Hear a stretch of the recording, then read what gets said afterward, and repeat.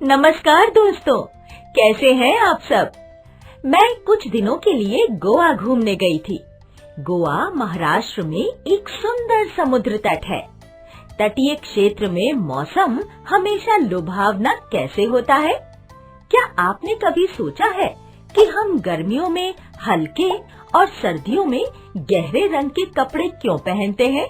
आइए इस कहानी के पात्र माला और राजा के साथ इन सवालों के जवाब ढूंढते हैं।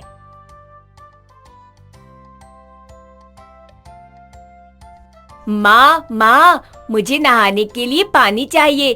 क्या आप मेरे लिए पानी गरम कर देंगी? हाँ राजा, कुछ देर रुको, पानी गरम होने में थोड़ा समय लगेगा। अरे माँ, ये ज्वाला के पास वाला पानी जल्दी गरम होता है ना?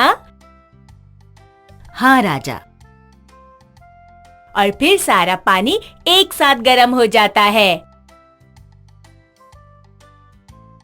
जैसा तुमने कहा कि ज्वाला के पास वाला पानी पहले गरम होता है और वो ऊपर उठता है और आसपास का ठंडा जल उसकी जगह ले लेता है।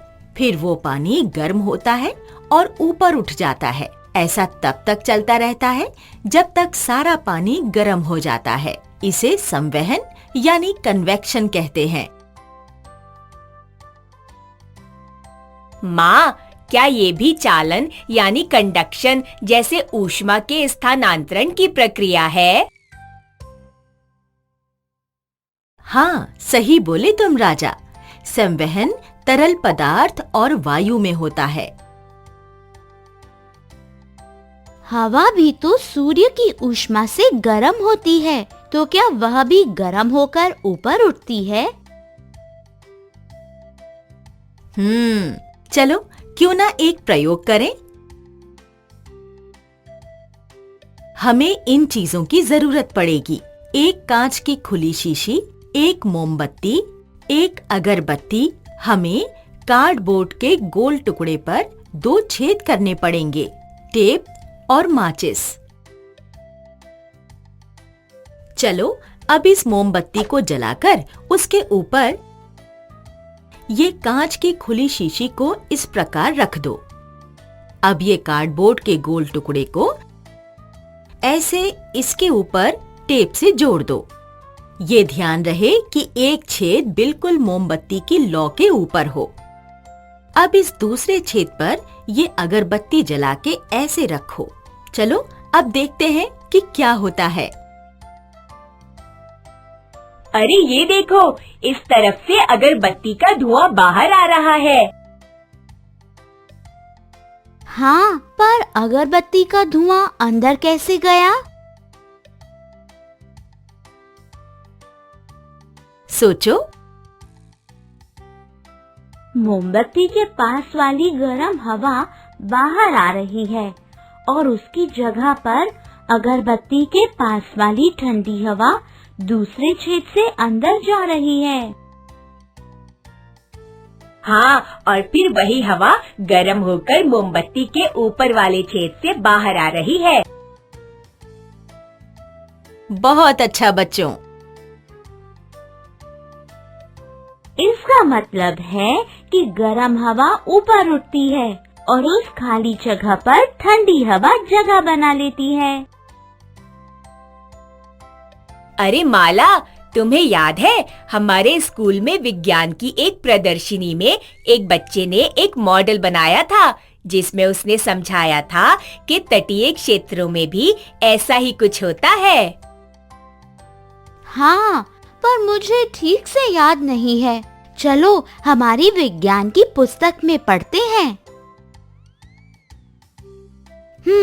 देखो यहाँ लिखा है कि दिन के समय समुद्र तट पानी से जल्दी गर्म हो जाता है और वहाँ की वायु गर्म होकर ऊपर उठती है। फिर इसका स्थान लेने के लिए समुद्र से ठंडी वायु उसका स्थान ले लेती है। इसे समुद्र समीर कहते हैं। रात के समय इसका उल्टा होता है। समुद्र का जल समुद्र तट से धीरे ठंडा होता है और तट से ठंडी वायु समुद्र की ओर बहती है।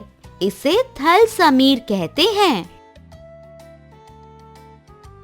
ये तो बिल्कुल हमारे प्रयोग की तरह ही है। जैसे अगरबत्ती की तरफ से ठंडी वायु अंदर जाती है और गर्म वायु मोमबत्ती के छेद की तरफ से ऊपर आती है, वैसे ही समुद्र तट की वायु भी प्राकृतिक संवहन को दर्शाती है।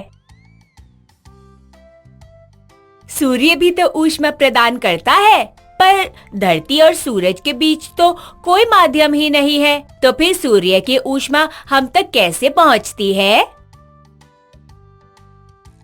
हाँ, चालन और संवहन के लिए तो माध्यम चाहिए। तो फिर सूर्य की गर्मी हम तक कैसे पहुंचती है? चल किताब में ढूंढते हैं। देख, यहाँ लिखा है कि सूर्य से धरती पर ऊष्मा का स्थानांतरण विकिरण यानी रेडिएशन के द्वारा होता है। विकिरण दिखाओ मुझे। यहाँ ये भी लिखा है कि विकिरण के लिए किसी भी माध्यम की जरूरत नहीं होती है। यानी ऊष्मा का स्थानांतरण 3 तरीकों से होता है: चालन, संवहन और विकिरण। राजा, तुम कुछ गरम पहन लो, अब ठंड बढ़ गई है।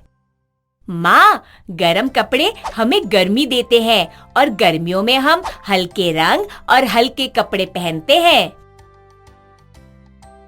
हाँ, सही बात है। गर्मी में हम हल्के रंग इसलिए पहनते हैं क्योंकि हल्के रंग ऊष्मा को परावर्तित यानी रिफ्लेक्ट करते हैं और हमें कम गर्मी लगती है। पर गहरे रंग के कपड़े ऊष्मा को अवशोषित यानी अब्सॉर्ब करते हैं, इसीलिए हमें ठंड कम लगती है।